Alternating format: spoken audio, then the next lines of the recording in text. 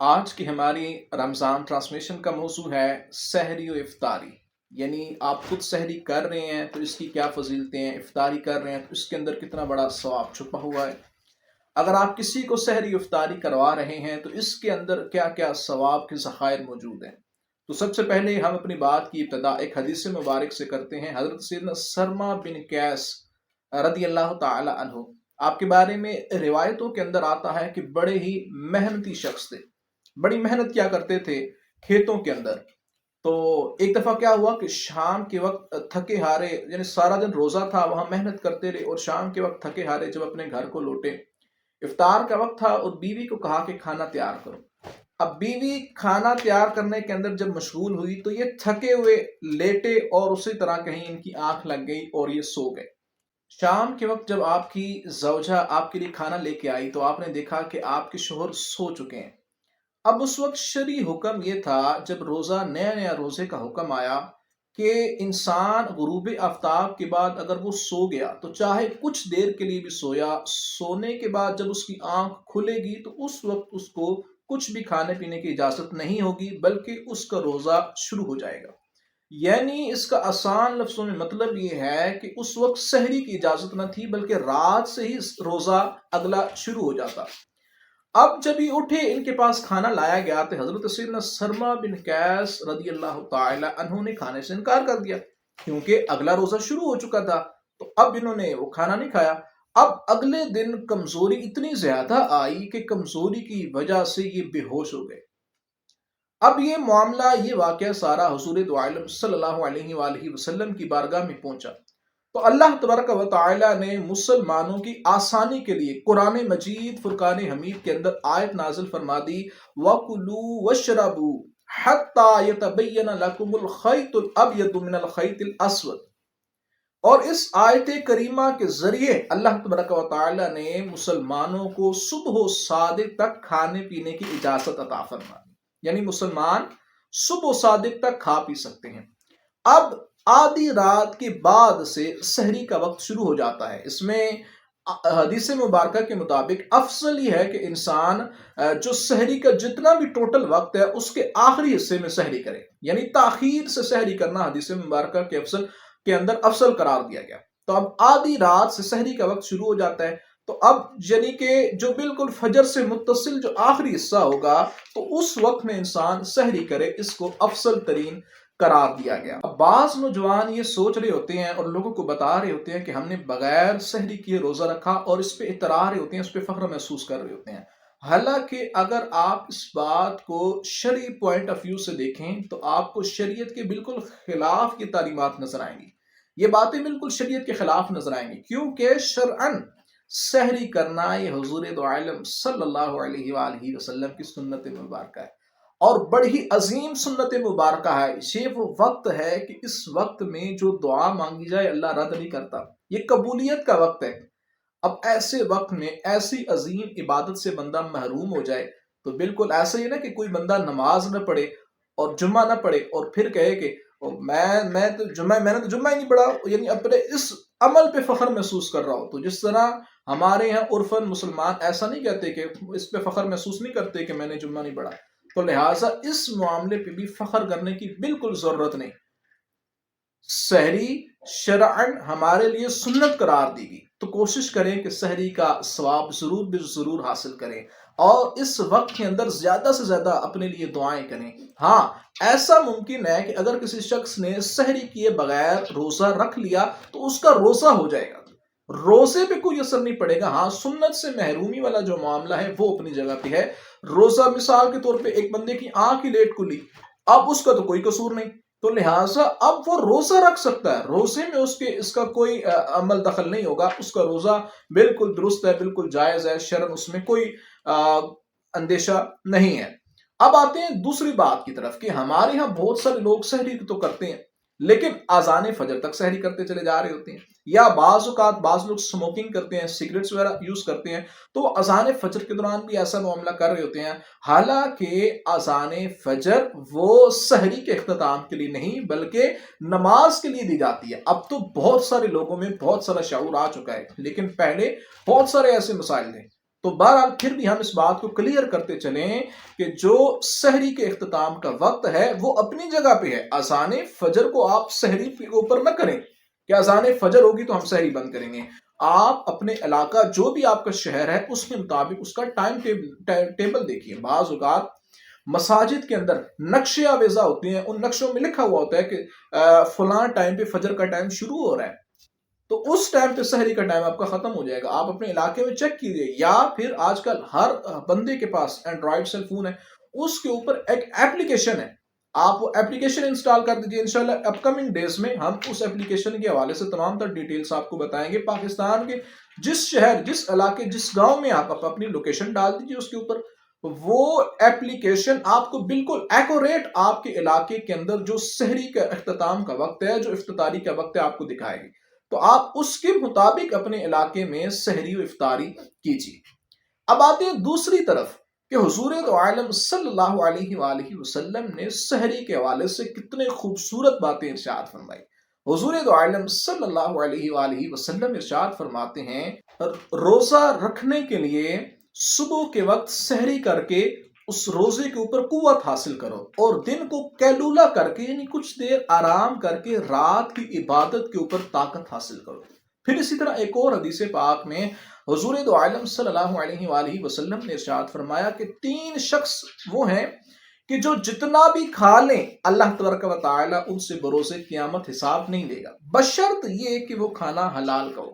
سب سے پہلا آدمی حضور دو عالم صلی اللہ علیہ وآلہ وسلم ارشاد فرماتے ہیں کہ رمضان کے روزے رکھنے والا جب سحری کرتا ہے تو سحری میں جتنا کھائے اس سے کوئی حساب کتاب نہیں، شرط یہ ہے کہ وہ جو کھا رہا ہے وہ حلال و حرام نہ ہو. دوسری بات حضور نے ارشاد فرمائی کہ افطار کے وقت، رمضان کے افطار کے وقت افطاری کرنے والا جتنا کھا لے اس سے کوئی حساب نہیں. اور تیسری بات کہ وہ مجاہد جو اللہ کی راہ میں اپنا گھوڑا تیار کرے، اپنا گھوڑا باندھے جہاد کرنے کے لیے اللہ کی راہ میں اعلاء کلمت الحق کے لیے، تو وہ جتنا کھائے اس سے کوئی حساب کتاب نہیں ہے. اور اسی سلسلے کی تیسری حدیث مبارک حضور علیہ الصلوۃ والسلام ارشاد فرماتے ہیں، سحری پوری کی پوری برکت ہے، اس کو بالکل نہ چھوڑو. اگر زیادہ نہ ہو سکے تو بالکل پانی کا ایک گھونٹ پی لو. کہ جو شخص سحری کرتا ہے فرشتے اس کے لیے دعائیں رحمت کرتے رہتے ہیں. تو لہٰذا کوشش کیجیے. اب سحری کے اندر، سحری اس طرح میں نے وضاحت کی کہ سحری کرنا سنت ہے، تو اسی سنت کے اندر ایک اور سنت ہے. وہ سنت یہ ہے کہ حضور علیہ الصلوۃ والسلام ارشاد فرماتے ہیں کہ کھجور کیا ہی بہترین سحری ہے. تو حضور علیہ الصلوۃ والسلام سحری کے اندر کھجوریں تناول کیا کرتے تھے. تو کوشش کریں کہ سحری کریں اور ایک عظیم سنت کا ثواب حاصل کریں، اور سحری کے اندر کھجور کھائیے، اور کھجور کھانے والی دوسری سنت پہ عمل کر کے دوسری عظیم الشان سنت پہ بھی ضرور عمل کریں. اب سحری کے حوالے سے یہاں تک ہم نے گفتگو کی. ایک بزرگ وہ فرماتے ہیں نا کہ اگر میں چاہوں تو اللہ تبارک و تعالیٰ نے مجھے اتنی طاقت دے رکھی ہے کہ میں بغیر کھائے پیے، بغیر زادے رہا کے اپنی زندگی گزاروں، لیکن میں یہ طریقہ اختیار نہیں کرتا بلکہ میں کھاتا پیتا ہوں. کیوں؟ کیونکہ حضور علیہ الصلوۃ والسلام کی سنت پر عمل کرنا میرے لیے 1000 سال کی نفلی عبادت سے بہتر ہے. تو کھانا پینا یہ حضور علیہ الصلوۃ والسلام کی سنت ہے. تو لہٰذا یہ ساری گفتگو سحری سے ریلیٹڈ تھی. اب ہم چلتے ہیں افطاری کی طرف. تو سب سے پہلے ہم افطاری کے ٹائم کے اوپر گفتگو کر لیتے ہیں کہ افطاری کا وقت کون سا ہے. تو دیکھیں، جس طرح سحری کا میں نے آپ کو بتایا اپلیکیشن کے ذریعے اپنی مساجد کے اندر جو نقشے آویزہ ہیں آپ کے علاقے کے، ان نقشوں کے مطابق آپ اپنے سحری کا وقت جان سکتے ہیں. اسی طرح آپ اس ایپلیکیشن کے ذریعے اور اس نقشے کے ذریعے جو مسجدوں میں آویزہ ہیں اپنے علاقے کی افطاری کا وقت بھی جان سکتے ہیں، اور آپ اسی کے مطابق افطاری کیجئے. اس ایپلیکیشن کا نام پریئر ٹائمنگ ہے. پریئر ٹائمنگ ایپلیکیشن آپ ضرور اپنے موبائل میں اندر انسٹال کریں. اب بات ہو رہی تھی ہماری افطاری کے وقت سے ریلیٹڈ. تو افطاری کا جیسے ہی غروب ہو جائے سورج، فوراً آپ نے افطاری کر لینی ہے. جس طرح سحری کو آخری وقت میں کرنا افضل ہے، تاخیر سے کرنا افضل ہے، اسی طرح افطار کے اندر جلدی کرنا افضل ہے. آپ سورج غروب ہو گیا، اب آپ اذان کا انتظار نہ کریں، آپ سائرن کا انتظار نہ کریں کہ وہ بجے گا، اذان ہوگی تو میں افطاری کروں گا، بلکہ جیسے ہی سورج غروب ہو جائے، اب سورج کا ہمیں تو نہیں علم ہوتا کہ غروب ہوا نہیں ہوا، یا تھوڑا سا رہ گیا یا پورا ہو گیا. تو اس کی آسانی کے لیے میں نے آپ کو پریئر ٹائمنگ ایپلیکیشن بتا دی. اس کو انسٹال کیجئے، اپنے علاقے کی لوکیشن ڈالیے، اور انشاءاللہ آپ کے لیے آسانی. جیسے ہی سورج غروب ہوگا آپ کو ایگزیکٹ آپ کے گھر میں، آپ کے اندر گھر میں بیٹھے ہوئے پتہ چل جائے گا، لہٰذا آپ اس کے مطابق پھر افطاری کا اہتمام کریں اور افطاری میں جلدی کریں۔ اب افطاری سے ریلیٹڈ آپ نے جلدی بھی کر لی، افطاری بھی کر لی، افطاری کے اندر حضور علیہ الصلوۃ والسلام کا کیا معمول تھا؟ تو حدیث مبارک میں آتا ہے کہ حضور علیہ الصلوۃ والسلام 3 چیزوں میں سے کسی بھی چیز سے افطاری کر لیتے۔ سب سے پہلے تو حضور علیہ الصلوۃ والسلام کھجور سے افطاری کرتے ہیں، اگر کھجور نہ ہوتی تو چھہارا تناول کر لیتے، اگر چھہارا نہ ہوتا تو حضور علیہ الصلوۃ والسلام پانی سے اپنا روزہ افطاری کر لیتے۔ تو لہٰذا ضروری نہیں ہے کہ طرح طرح کے کھانے ہوں، 12 قسم کی ڈشز آپ کے سامنے بنے ہوئے ہوں تو ہی روزہ افطار ہوگا، ایسا نہ کریں، بلکہ جو ممکن ہو، جو میسر آئے اسی کے ساتھ روزے کی افطاری کر لیجیے۔ اب افطاری سے متعلق اس کے فضائل کے اوپر 5 فرامین نبوی ہیں، وہ فرامین نبوی سنتے ہیں تاکہ زیادہ سے زیادہ عبادت کر کے ہم زیادہ سے زیادہ رمضان مبارک میں اپنے لیے نیکیوں کا خزانہ اکٹھا کر سکیں۔ سب سے پہلی حدیث مبارک حضور علیہ الصلوۃ والسلام ارشاد فرماتے ہیں کہ ہمیشہ لوگ خیر کے ساتھ رہیں گے جب تک افطار کے اندر جلدی کرتے رہیں گے۔ جس طرح میں نے آپ کو بتایا نا، افطار کے اندر جلدی کرنا وہ افضل ہے۔ جلدی سے ہی مراد نہیں ہے کہ آپ ٹائم سے پہلے کر دیں، ٹائم جیسے ہی شروع ہو تب افطار کرنا، یہ مراد ہے یہاں پہ۔ دوسری حدیث مبارک، جس نے حلال کھانے یا پینے سے کسی مسلمان روزے دار کو روزہ افطار کروایا تو فرشتے ماہ رمضان مبارک میں اس کے لیے دعائے استغفار کرتے ہیں، اور جبرائیل امین یعنی جو تمام فرشتوں کے سردار ہیں، تمام نوری فرشتوں کے سردار، وہ لیلۃ القدر میں اس شخص کے لیے دعائیں کرتے ہیں۔ تو لہٰذا کوشش کیجئے کہ جہاں آپ 4 چیزیں اپنے بچوں کے لیے خرید رہے ہیں، وہاں کچھ نہ کچھ دوسروں کے بچوں کے لیے بھی خرید کے لے جاتے جائیے، کہ کہیں ایسا آپ کے علم میں نہ ہو کہ اللہ تبارک و تعالیٰ نے آپ کی جنت کو اپنے اس عمل کے اندر چھپا کے رکھا ہوا ہو جو آپ دوسروں کے بچوں کے چہرے پہ خوشی لے کے آئیں گے۔ ہمیں نہیں معلوم کہ ہم کس عمل کے صدقے میں جنت جائیں گے، تو لہٰذا کہیں ایسا نہ ہو کہ آپ کا یہ چھوٹا سا عمل آپ کے جنت میں جانے کا سبب بن جائے۔ دوسروں کے چہرے پہ خوشی لانا اس سے بڑی کون سی عبادت ہو سکتی ہے۔ دوسری حدیث مبارک سنتے ہیں، حضور علیہ الصلوۃ والسلام نے ارشاد فرمایا کہ جو کسی مسلمان کو روزہ افطار کروائے، کل بروز قیامت اللہ تعالیٰ اسے میرے حوض کوثر سے پلائے گا، اور جس سے میرے حوض کوثر سے پلایا جائے گا وہ کبھی پیاسا نہیں ہوگا۔ اگلی حدیث مبارک حضور فرماتے ہیں جب تم میں سے کوئی روزہ افطار کرے تو کھجور سے یا چھہارے سے کر لے، کہ ان دونوں کے اندر برکت ہے، اور اگر یہ چیزیں نہ ملیں تو پھر پانی سے افطار کر لو۔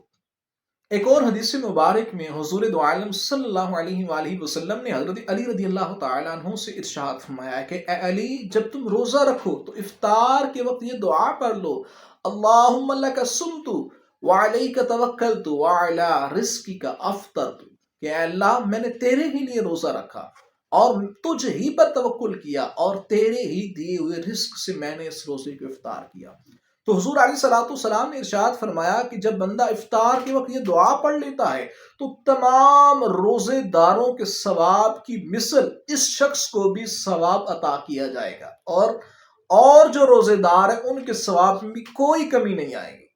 تو لہٰذا بڑی ہی خوبصورت حدیث مبارک ہے، آپ افطار کے وقت اس دعا کو بھی اپنا معمول بنا لیجیے۔ یہاں ایک مسئلہ یہ آپ نے ذہن نشین رکھنا ہے، اعلیٰ حضرت امام محمد رضا خان رحمۃ اللہ علیہ نے بھی یہی ارشاد فرمایا ہے کہ کوشش یہ کرنی ہے کہ جو دعائے افطار ہے وہ افطار کی بعد پڑھنی ہے۔ اگر آپ اس کے ترجمے پہ بھی غور کریں گے تو آپ کو یہ بات پتہ چلے گی کہ دعائے افطار کے بعد پڑھنے والی دعا ہے، کہ میں نے تیرے ہی دیے ہوئے رزق سے روزہ افطار کیا۔ تو روزہ افطار نہیں کیا تو اس سے پہلے کیسے بندہ یہ دعا پڑھ سکتا ہے؟ تو لہٰذا آپ نے اپنی جتنی دعائیں کرنی ہیں آپ افطاری سے پہلے کریں، قبولیت کا وقت ہے۔ اب جب افطار ہو گیا آپ کچھ کھا پی لیں، کچھ کھجور وغیرہ پانی وغیرہ پئیں، اس کے بعد آپ یہ دعا کر لیں، اور پھر جو آپ نے باقی کھانا پینا ہے اس کے اندر آپ مشغول ہو جائیں۔ تو یہ ہمارا آج کا ٹاپک تھا، رمضان مبارک میں سحری افطاری کرنے کی کیا فضیلتیں ہیں، دوسروں کو کروانے کے کتنے کتنے ثواب ہیں، اور اسی طرح اس کے اندر کیا پوشیدہ مسائل ہیں جن کا جاننا ایز اے مسلم ہم سب کے اوپر فرض ہو چکا۔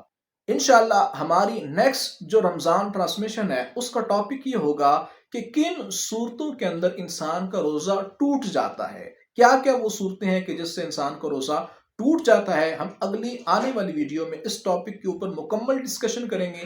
تو لہٰذا آپ اگر ہمارے چینل کو آپ نے ابھی تک سبسکرائب نہیں کیا ہوا تو سبسکرائب کر لیجئے، تاکہ ہماری اگلی ویڈیوز بھی، ہم جو نیکسٹ رمضان ٹرانسمیشنز کر رہے ہیں وہ بھی آپ تک جلد ہی پہنچ جائیں۔